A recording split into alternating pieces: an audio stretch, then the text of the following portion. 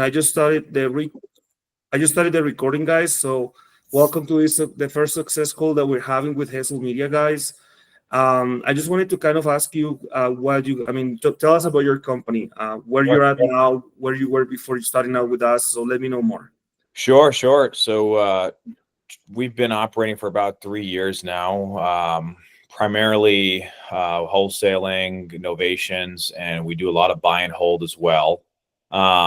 Prior to using Facebook marketing, Hustle Media, we really ran a lot of outbound marketing. So we were doing SMS, cold calling, also inbound like direct mail. Direct mail was very powerful for us. We realized the need for inbound leads and realized the need that if you pair good talent with good inbound leads, your outcome is a lot more, and it's a way more efficient process than screening through hundreds of shitty cold call leads, which we were doing. And it was just wasted talent at the end of the day. We're just dialing garbage leads and cold leads, so we kind of made that shift probably 6 months ago to really focus on inbound stuff. So we stopped our cold calling and our cold texting. Now we're implementing RVMs. We're actually also implementing an AI chatbot that's able to send thousands of messages per day and schedule appointments. So that's kind of a form of inbound as well. So we're really trying to get, appointments booked and have awesome, tee us up for, Pedro is our lead manager to get the walkthrough scheduled for us. So yeah, the inbound leads are great. They're not as plentiful, obviously, but if you know what you're doing, act fast, then the returns are going to be there.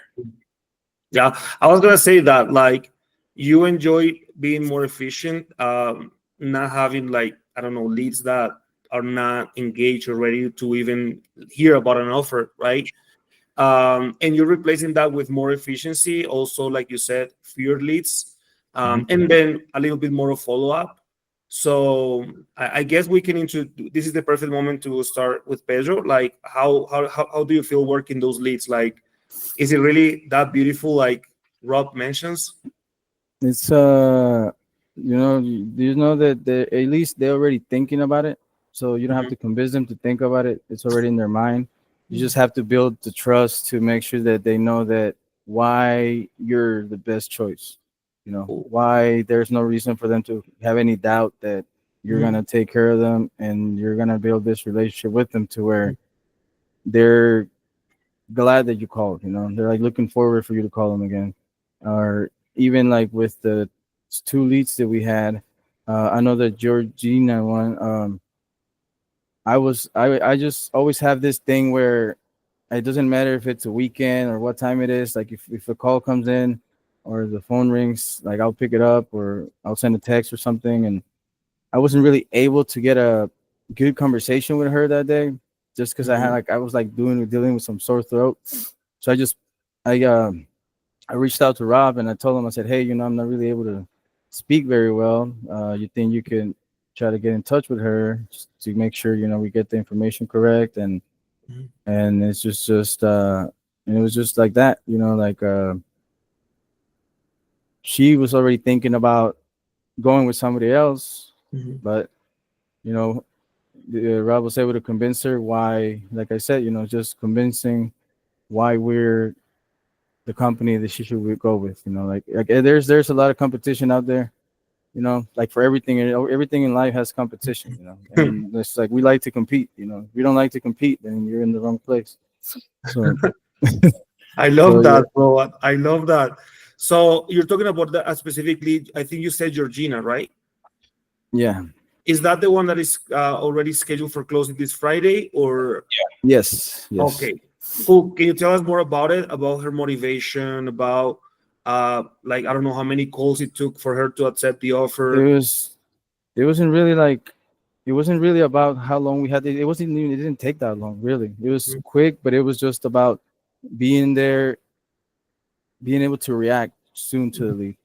Mm-hmm. Not waiting the whole weekend until Monday to call. It was just that Right. same day that the lead came in, I contacted her.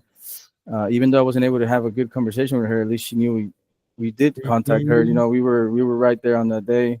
So usually every time that it comes to those Facebook leads, to those, any lead that comes from, that comes in on the weekends, something that Rob mentioned to me at the beginning. He said it's all about getting to them as soon as possible. Yeah. Getting to them and not making them wait. Because you make them wait for days, and then they're gonna think we're not take things serious. So, So it's about building credibility, basically. Right.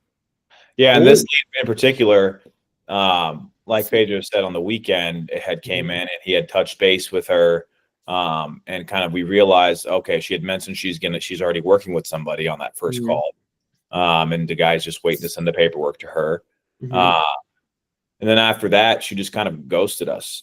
She just didn't want to work with anyone else. She had that mentality, okay, the guy's going to send me the paperwork and this is done. We were lucky to figure out the offer amount just through continuous outreach. So we figured out what the guy was paying.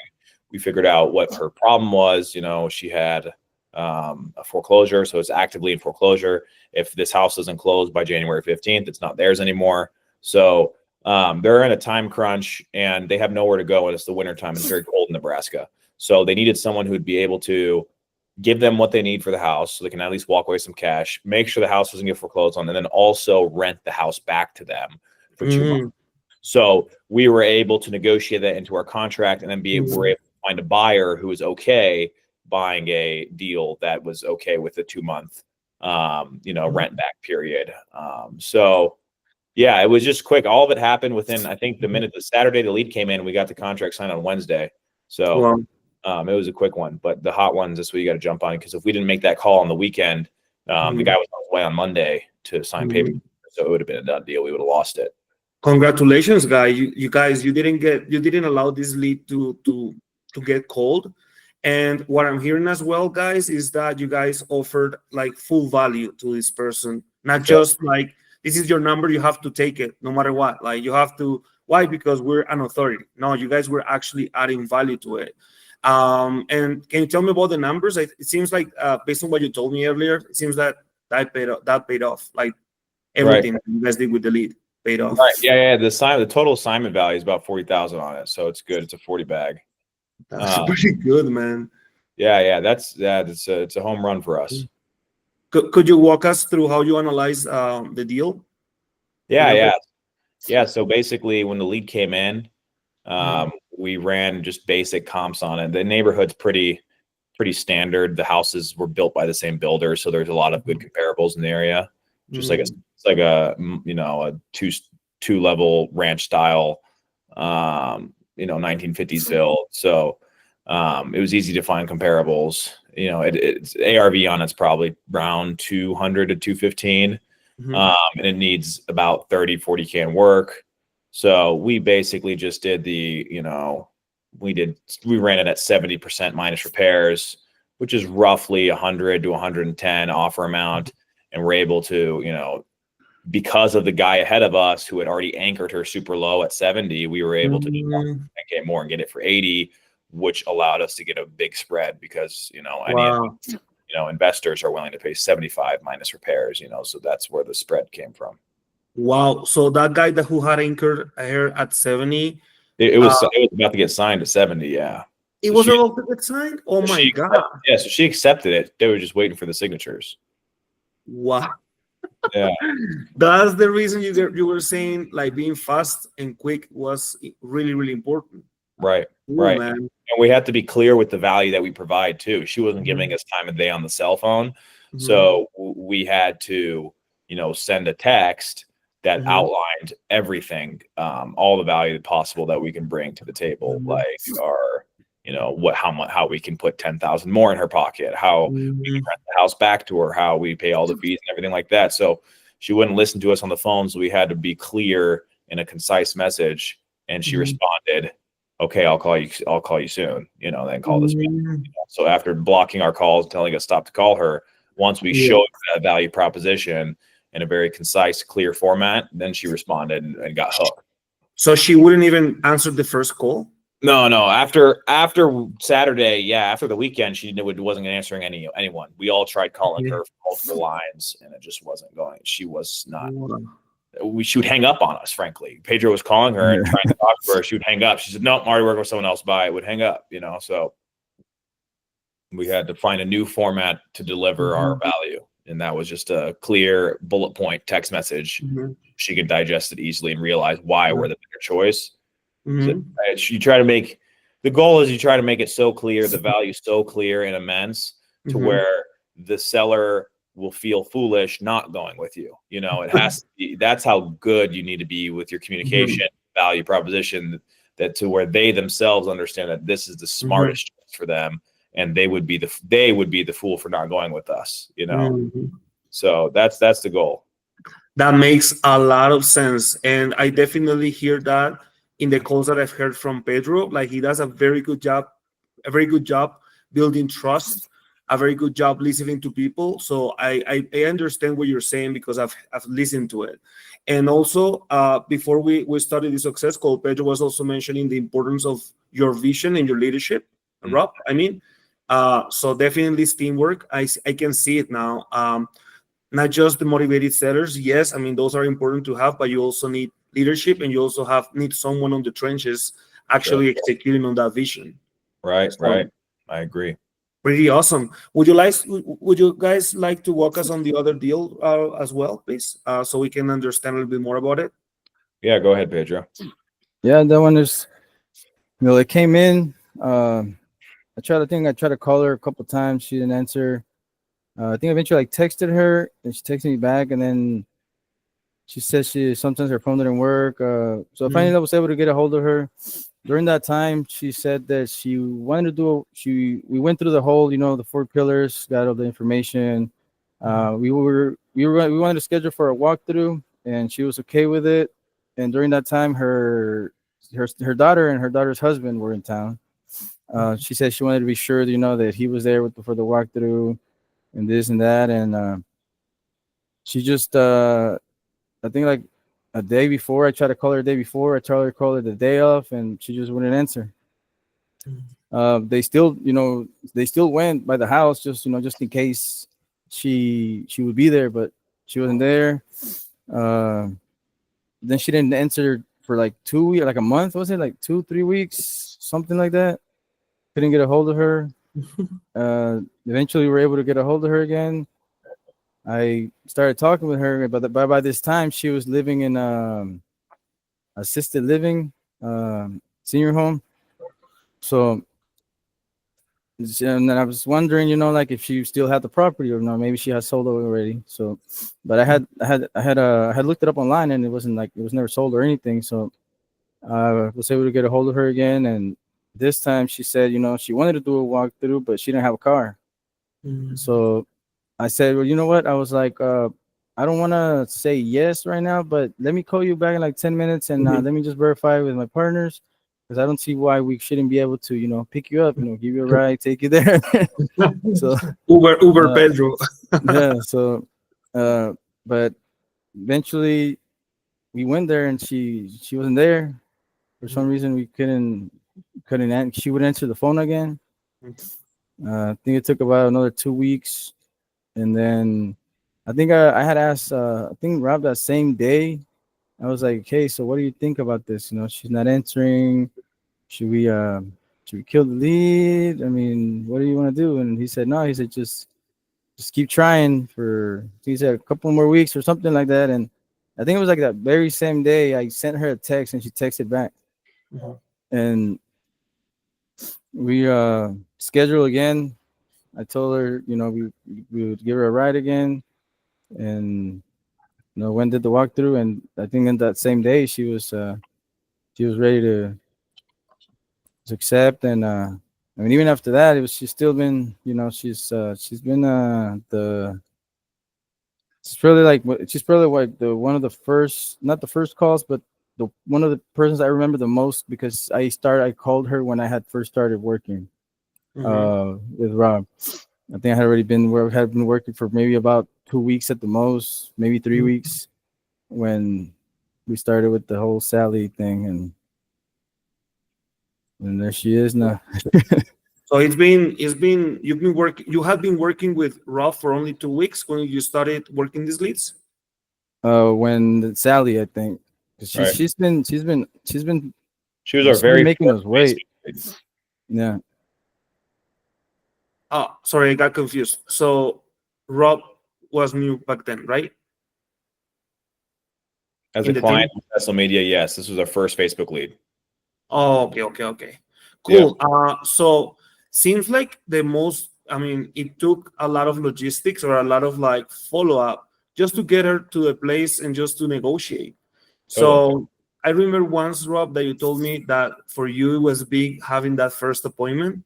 So it seems like having that vision is what kept you guys going. Would you guys like to add anything to it? Like, I don't know if, I mean, so what else kept you going? Was it the motivation of the lead? What was it that kept you guys moving Yeah, after? motivation to lead for sure. You could tell she had no family located in Nebraska. She was older and assisted living. She couldn't, help. She was hard of hearing, hard of walking. It was difficult for her to get around. There was a lot of stuff in the house that she needed to move out. So she needed someone who would help. So we're actually going to help move her stuff out as well. She, like I said, she didn't have a car. She can't drive. So we had to drive her. So a lot of things that we found that we could insert some value that way. So that's kind of the theme of all the leads that we're working, is that there's a clear way for us to give value to them. And it's not just a cash offer online. There's a plenty other national companies that you can just go and insert your home and talk to a VA and then boom, done. You sign contracts, e-sign online. So we're beating these people because of the relationship we're building, the trust we're building, the value that we can bring to them.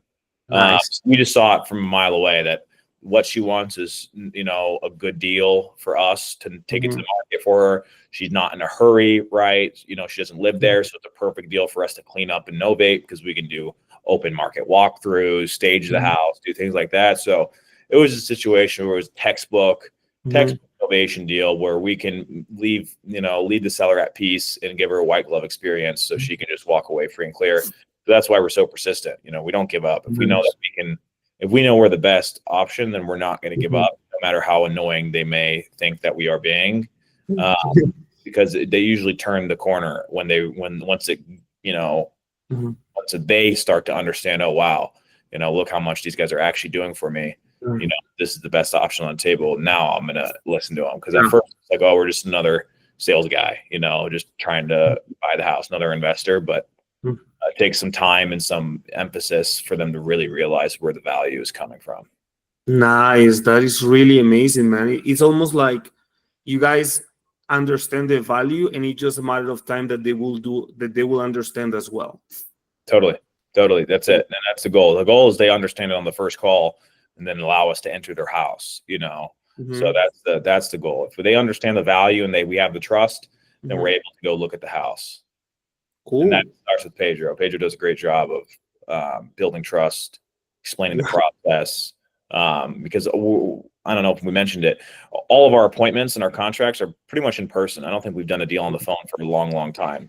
So we do in-person walkthroughs. We do, closings at title companies in person, meet with sellers. So it's a very local business that we're doing here in our markets. Very personalized. Yeah, very personalized. So that first call, that first contact to that lead is important, because that's going to set the stage for how they perceive us going into the in-person walkthrough, and then how they perceive when we give them the offer, because all of our offers are in person too.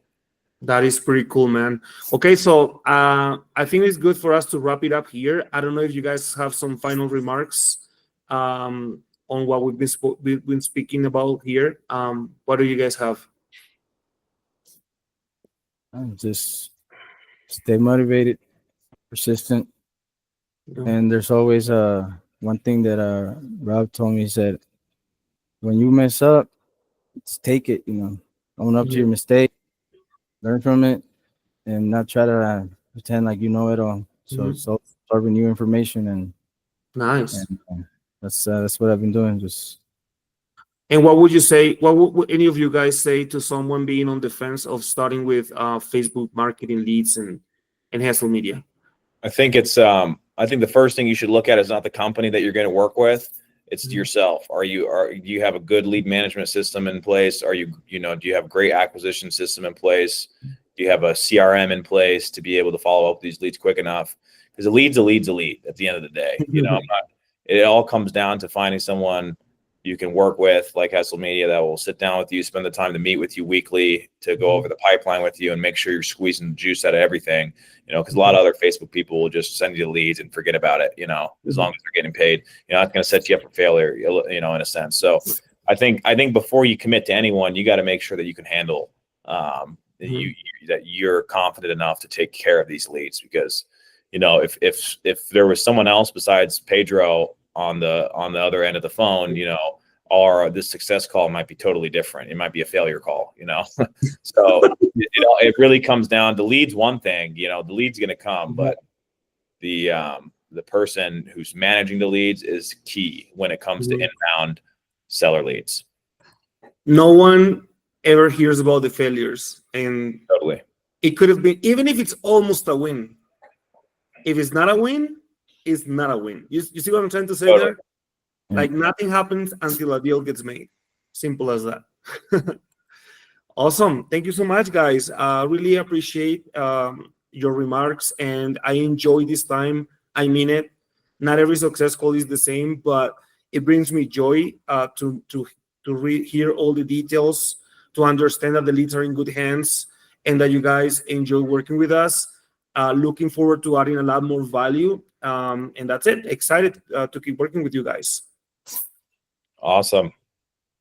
So let's just end up here. You guys want to say something else? No, that's cool. I'm all good. Let's stop it here.